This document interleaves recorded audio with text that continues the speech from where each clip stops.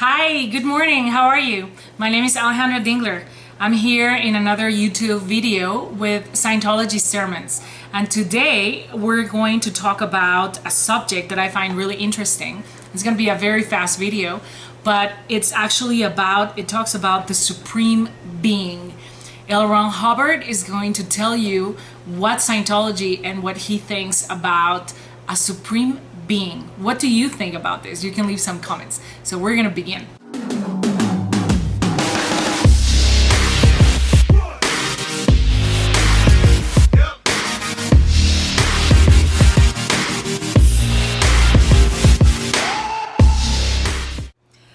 No culture in the history of the world, save the thoroughly depraved and expiring ones, has failed to affirm the existence of a supreme being. Isn't that ironic that every culture in every time of civilizations and all that, they actually have mentioned a supreme being, or many supreme beings for that matter, gods and stuff, right?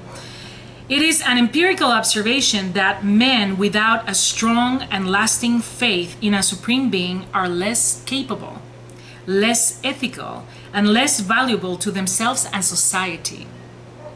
A government wishing to deprave its people to the point where they will accept the most perfidious or deliberately faithless and rotten acts abolishes first the concept of God. And in the wake of that destroys the family with free love, the intellectual with police-enforced idiocies, and so reduces a whole population to an estate somewhat below that of dogs. A man without an abiding faith is by observation alone more of a thing than a man. Modern science, producing weapons for the annihilation of men, women, and children in wholesale lots, has solidly run itself aground on the reef of godlessness. Modern science has gone so far as to advocate the rise of man from mud and clay alone, has denied to him even a semblance of a soul, and so has not only solved none of the problems of the humanities, but has aided and abetted godless totalitarian governments which seek nothing less than the engulfment and enslavement of all men and the extinguishment of every spark of decency in the breast of every human being.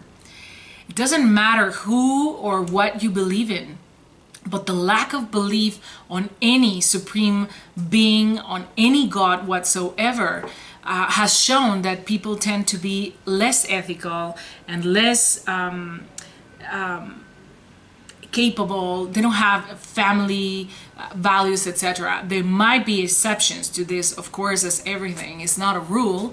But in societies where governments are actually banning you from believing on anything, or not giving you the freedom to have religion and such, then of course destroys families. For some families and people, and for some human beings, this ability or this capability of actually having faith on a supreme being, on a God, actually gives them the strength to continue in life, to continue with their families, to continue working.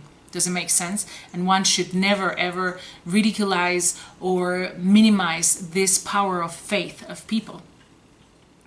These two tracks, which have led away from the affirmation of the existence of a supreme being, modern science and totalitarianism, are bringing man into a machine-like state of being where the ideal has become a lump of muscle, greasy with sweat, or a grimy mechanic serving a howling monster of steel. The arts, the humanities, and the decencies are fallen away from until they are like tiny stars shining across a great black void. The abandonment of the admission of a supreme being as a reality intimate to the life of man makes prostitution the ideal conduct of a woman, perfidy and betrayal the highest ethic level attainable by a man, and obliteration by treachery, bomb and gone, the highest goal attainable by a culture. Thus, there is no great argument about the reality of supreme being, since one sees in the failure to countenance that reality a slimy and loathsome trail downward into the most vicious depths. This is a sad and piteous thing.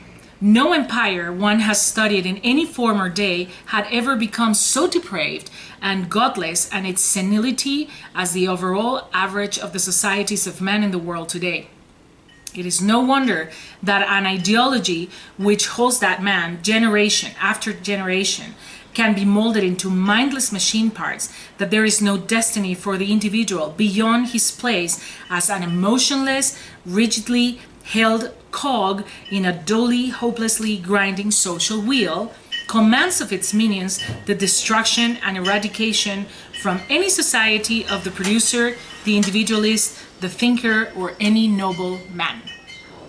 The progress upward toward survival on higher levels is a progress, of course, as well toward God, a supreme being, any God, any supreme being, any faith on anything beyond human, you know. So this was the sermon of today, and I wanted to talk a little bit about this because I've been getting questions on what happens with Scientology, what happens, do we believe in gods, what happens if we believe in different gods. You know, Scientology doesn't actually tell you who to believe in, what to believe in one God, two gods, many gods, or no gods at all. Scientology is not going to tell you that. But definitely we can observe in civilizations and different cultures on their when they were beginning, how strong their faith was on a supreme being or some gods or a god, and how when that culture was disappearing, how depraved it was and how totalitarian it was becoming. Does it make sense? Where they were banned from believing in religion, and so they had no other purpose on existing. You know, there was no ethical. They started becoming depraved. They started becoming unethical. They lost their loyalty for their families, you know. So when you don't have any point of living, then the individual starts dying. And so if every individual in that society starts dying, then that culture dies as well. If all the individuals in this planet died, then probably most likely this planet would die as well. So in hope of that not happening, if you have a belief, if you believe in a supreme being, any type of supreme being, then good for you. So this was the sermon of this Sunday. Remember that every Sunday we have a new sermon, and I'm going to leave here, down here, the link for the official page of Scientology Network, which is a page where you can actually walk inside churches and organizations all around the world. You can meet other Scientologists, you can listen to their stories and how Scientology has helped them, or in which way, or whatever you want to find out. You can know about humanitarian actions that Scientology has around the world, and many other data. If not, you can continue coming here to the sermons and listening to L.Ronald Hubbard telling you directly what he says about communication, about life, about you and your relationship with others in this wonderful universe and this marvelous planet. Okay, so I'll wait for you for next Sunday. Remember to follow the page and to subscribe so you can actually receive more videos or an alert to tell you. And if you want to leave any comment, you can leave it there. If you have any questions about books or Scientology or courses, or where you could go to find courses or receive the services of Scientology, you can also contact me, and depending on which city you are, I can help you find the better place for you, so you can start a course or do something on your own and find out on your own what Scientology is, instead of believing other people who are not even Scientologists are saying on the internet and other media. So see you on next Sunday. Have a nice weekend and nice week. This is Alejandra Dingler with Scientology Sermons. See you.